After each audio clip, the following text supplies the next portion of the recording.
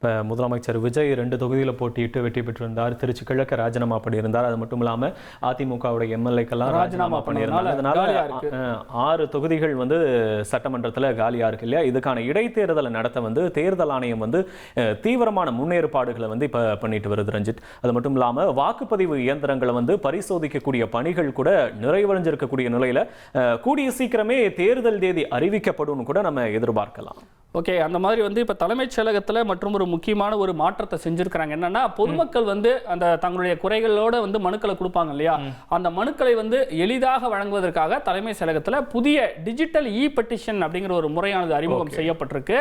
வரக்கூடிய மனுதாரர்கள் நீண்ட நேரம் காத்திருக்க தேவையில்லை. அந்த காத்திருப்பு நேரம் இதன் மூலமாக குறையும். அவங்களுடைய கோரிக்கைகள் எல்லாமே விரைவாக அரசை சென்றடையும் வகையில் இந்த நடவடிக்கை எடுக்கப்பட்டிருக்கு.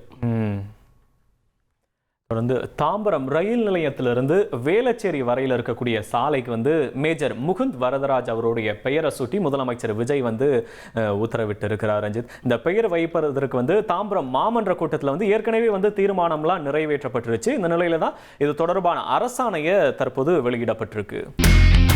இனி செல்லும் இடமெல்லாம் செய்தி.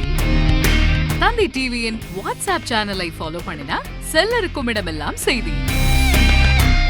இதோ QR கோட் இப்பவே ஸ்கேன் பண்ணுங்க, ஃபாலோ பண்ணுங்க.